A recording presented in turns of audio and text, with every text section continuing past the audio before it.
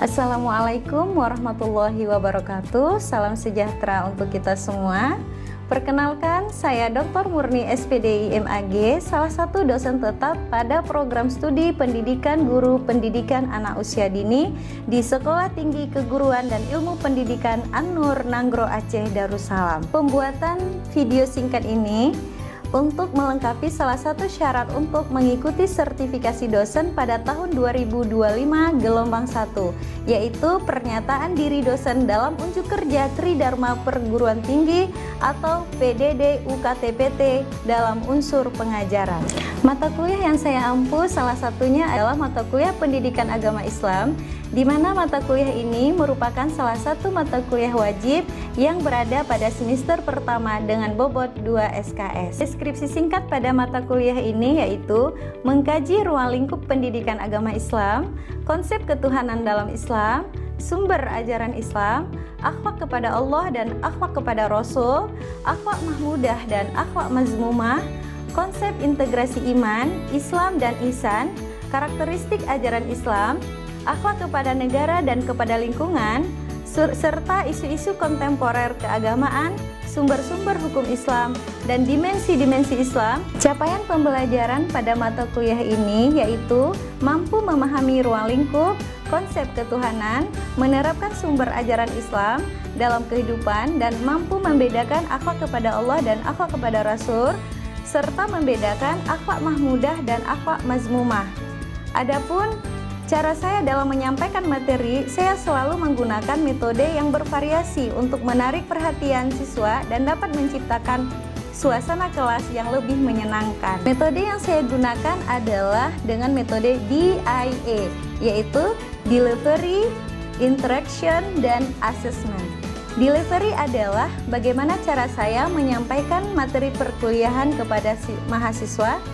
Sedangkan interaction adalah menjelaskan interaksi dosen dan mahasiswa, dan assessment yaitu sistem penilaian yang dilakukan selama proses pembelajaran di kelas. Di samping itu juga saya menggunakan metode belajar student center dikarenakan dosen bukanlah satu-satunya sumber ilmu. Menempatkan mahasiswa dalam kelompok dari 4-5 akan dapat memantik daya pikir logis bagi setiap mahasiswa dikarenakan mereka saat berdiskusi dengan teman dalam tim. Selanjutnya, saya akan mengajukan pertanyaan yang nantinya akan dijawab dari perwakilan setiap kelompok. Bobot penilaian yang saya lakukan adalah partisipasi diskusi kelas atau case study method dan presentasi akhiri pembelajaran kelompok sebanyak 10%, presentasi akhir hasil proyek sebanyak 30%, presentasi kelompok dan tugas hafalan juz 30 sebanyak 30%, kuis 10%, UTS 15%, dan ujian akhir semester sebanyak 20%. Berikut akan kita tampilkan cuplikan video pembelajaran di kelas secara sinkronus. Selamat menyaksikan. Assalamualaikum warahmatullahi wabarakatuh. Waalaikumsalam warahmatullahi wabarakatuh. Apa kabar anak ibu semuanya? Alhamdulillah, baik Bu. Alhamdulillah. Baik, seperti biasanya sebelum kita memulai perkuliahan, mari kita berdoa terlebih dahulu. Berdoa dimulai. Bismillahirrahmanirrahim.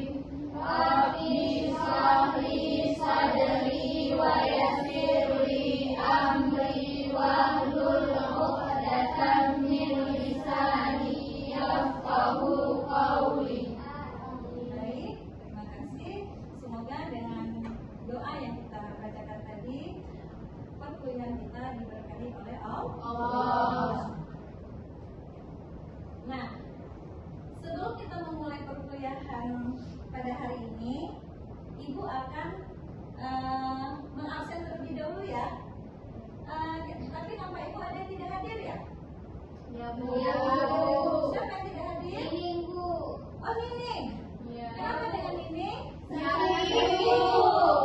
Ya, kita doakan semoga Nining Cepat sembuh. Amin. Amin. Merasa yang lain tidak ada yang tidak hadir, berarti yang minus satu orang hari ini adalah Nining ya. Ya Bu. Baik. Sebelum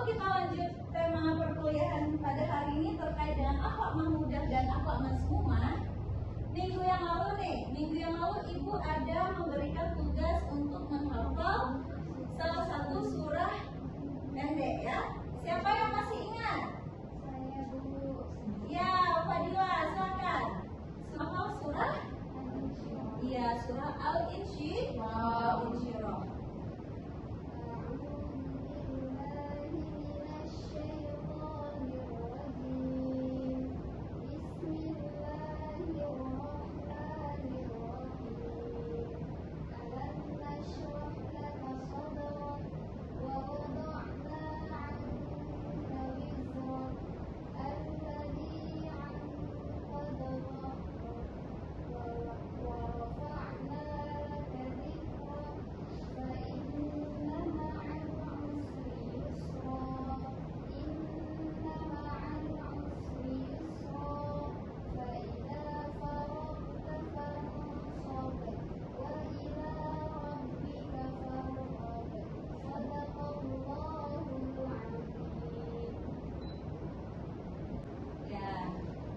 Ada baiknya Ibu ulang kembali capaian mata kuliah kita pada hari ini, yaitu mampu menunjukkan moral dan etika dalam menerapkan pengetahuan yang dimiliki, menggunakan strategi pembelajaran yang tepat, dan menunjukkan hasil perilaku sesuai dengan martabat keilmuan dan aktualisasi diri.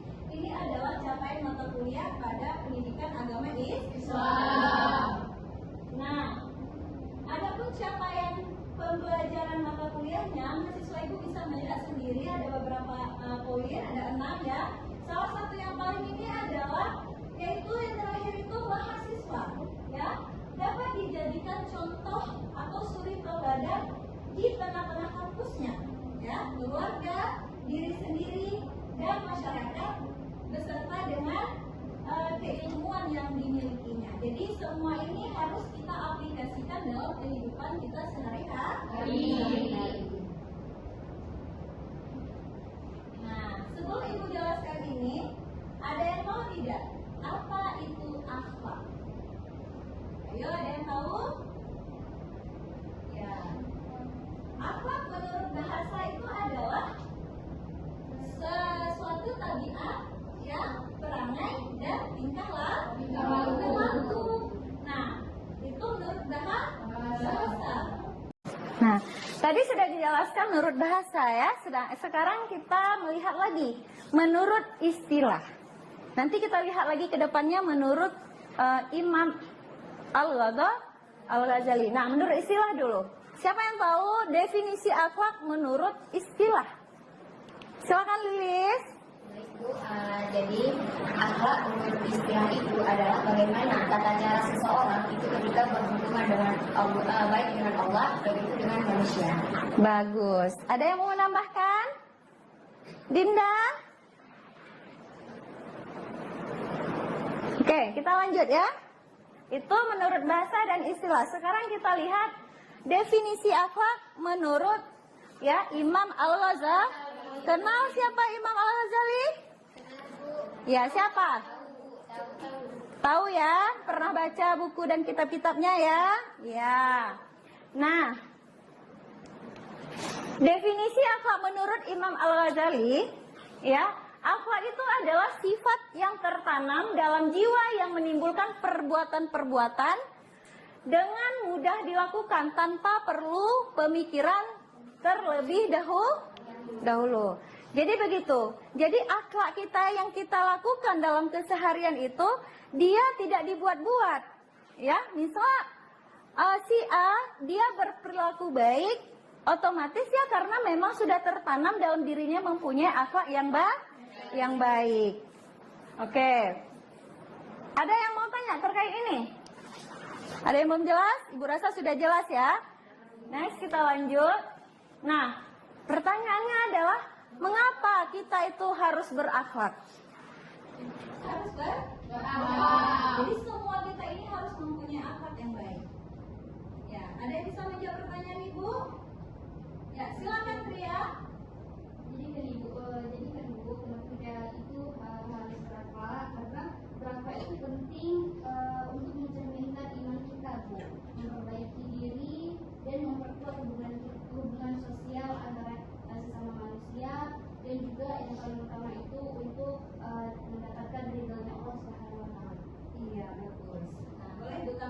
lagi dalil atau hadisnya. Sebagaimana sabda Rasulullah Shallallahu Alaihi Wasallam yang berbunyi Bismillahirrahmanirrahim, Innama bu'istu litammima makarimal akhlak. Sesungguhnya Rasul itu diutus untuk menyempurnakan akhlak manusia.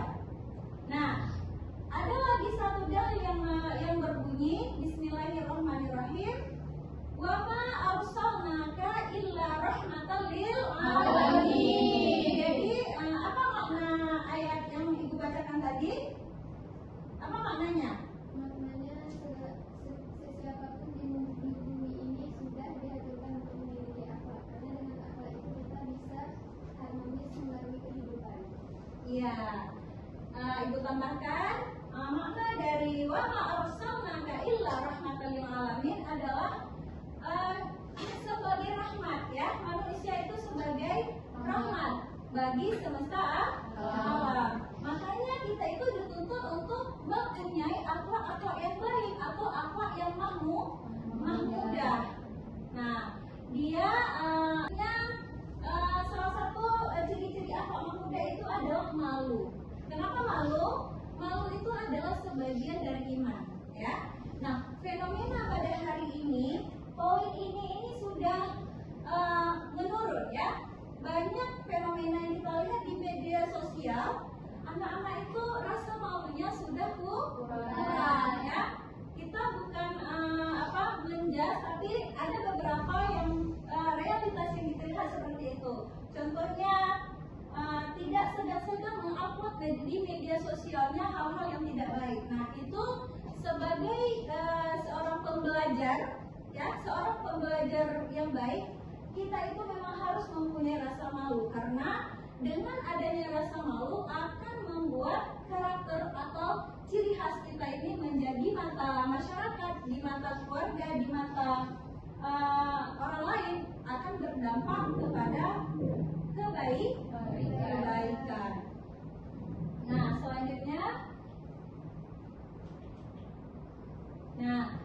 tadi ada Ibu jelaskan bahwa ada dua akhlak, ya, ada dua jenis akhlak.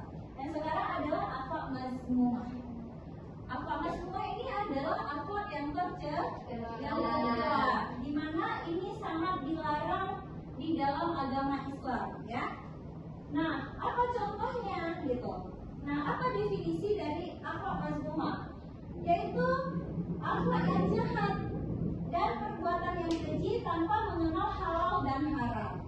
Nah, di sini terkait halal dan haram. Akhlak yang tidak terpuji ini atau akhlak mazmumah juga merupakan perbuatan yang dapat mencelakakan diri kita sendiri dan orang lain. Contohnya apa? Contoh akhlak mazmumah. Ya, nah bisa dilihat di dalam PowerPoint ini, yaitu ada anania atau egois, terus berdusta, ya. Selanjutnya pemarah, ya, pengumpat, adu domba, ya, sombong, ingin dipuji. Sombong ini seperti apa? Nah, jika kita sudah mempunyai jabatan yang tinggi, baik itu di kampus, di perusahaan, di mana saja, kita itu dianjurkan untuk tidak memiliki sifat sombong. Juga kepada mahasiswa mungkin yang lebih pintar di kelas, itu kita tidak dibenarkan untuk sombong kepada teman-temannya yang lain. Jadi ini adalah ciri-ciri akhlak mazmumah. Nah, kenapa mata kuliah ini diajarkan pada mata kuliah awal di semester 1? Karena itu tadi, supaya menghindari dari akhlak tercela. Nah, terkait dengan pembagian akhlak, yaitu ada dua, ya, yaitu ada akhlak mahmudah dan ada akhlak mazmumah. Akhlak mahmudah ini adalah akhlak yang terpuji. Contohnya, satu, kita harus mempunyai sifat yang jujur. Ya, nggak boleh kita ini tidak jujur. Kalau kita tidak mempunyai kejujuran dalam diri kita tidak akan selamat dunia dan akhir. Selanjutnya amanah. Apa arti amanah? Dapat dipercaya. Kita itu bisa dipercaya oleh orang kalau kita sudah mempunyai sifat yang kedua ini. Ya. Selanjutnya sabar. Ya. Sabar apa? Ketika kita misalnya dalam kesusahan, kita itu harus sabar. Ikhlas, ya. Apapun yang terjadi pada kita hari ini, kita harus mempunyai rasa ikhlas. Misalnya, kita membantu orang lain itu juga harus berlandaskan keikhlasan. Di sini terlihat kita, ciri khas karakter kita. Kalau kita membantu orang lain untuk mengharap imbalan, artinya kita belum mempunyai rasa ikhlas. Selanjutnya adalah adil. Nah, adil bagi seorang tenaga pendidik, adil ini sangat ditekankan. Kenapa? Contohnya, dalam memberikan nilai kepada mahasiswa, ya, seorang guru itu tidak dibenarkan untuk pilih kasih. Karena kenapa? Karena pilih kasih itu tidak mencerminkan kepada nilai-nilai yang terpuji. Nah, dari yang sudah Ibu jelaskan dan paparkan di depan ini, ada yang mau bertanya, mahasiswa Ibu semuanya? Email? Ya, silakan. Apa pertanyaannya? Baik Bu, di sini kan tadi ada mengenai pemarah. Ya, pemarah. Poin nomor 3. Pemarah itu kan termasuk ke ciri akhlak mazmumah. Berarti kita orang Islam ini tidak diwajarkan untuk marah. Ya, bagus sekali pertanyaannya. Ya. Nah, terkait pemarah, Islam itu tidak menganjurkan kita itu untuk marah tanpa alasan yang jelas. Ya? Marah dengan tanpa alasan yang jelas. Nah, kapan kita diperbolehkan marah? Yang pertama, ketika harga diri kita itu diinjak-injak oleh orang lain. Yang kedua, agama kita dihina oleh orang lain. Dari dua itu tadi, kita dibenarkan untuk marah. Ya, misal yang sekarang terjadi di Palestina, boleh nggak kita marah? Boleh. Wajib kita marah. Karena kenapa? Orang itu sudah membunuh umat Islam secara brutal, dan itu dibenarkan kita itu untuk mendoakan Israel itu supaya binasa. Itu contoh marah. Jadi marah dengan alasan yang jelas ini diperbolehkan, ya. Contohnya tadi, siapa yang bisa mengulangi? Satu, ketika yang kedua,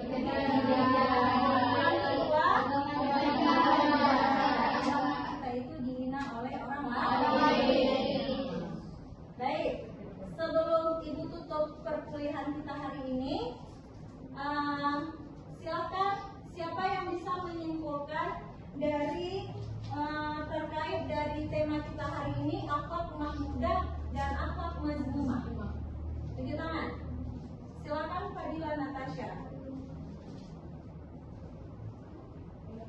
Secara umum, akhlak itu terbagi menjadi dua. Yang pertama mahmudah dan yang kedua itu mazmumah.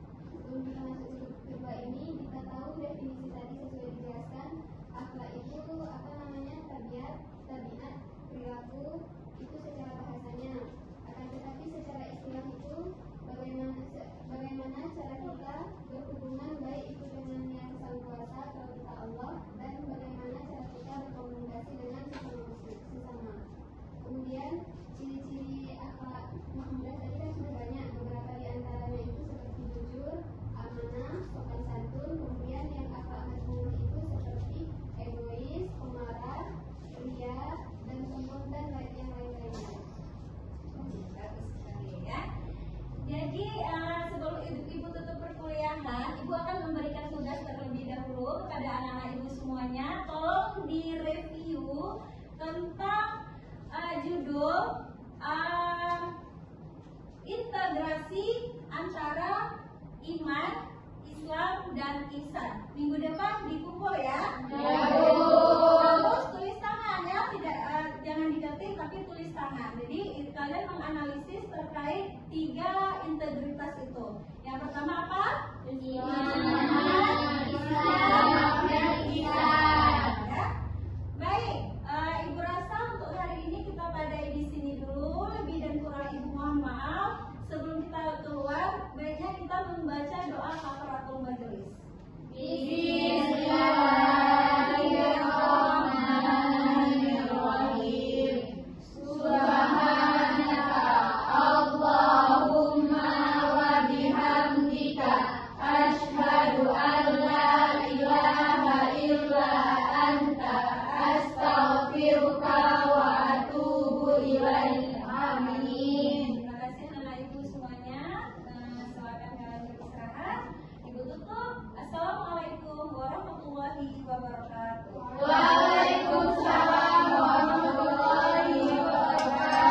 Hanya inilah yang dapat saya sampaikan. Terima kasih. Assalamualaikum warahmatullahi wabarakatuh.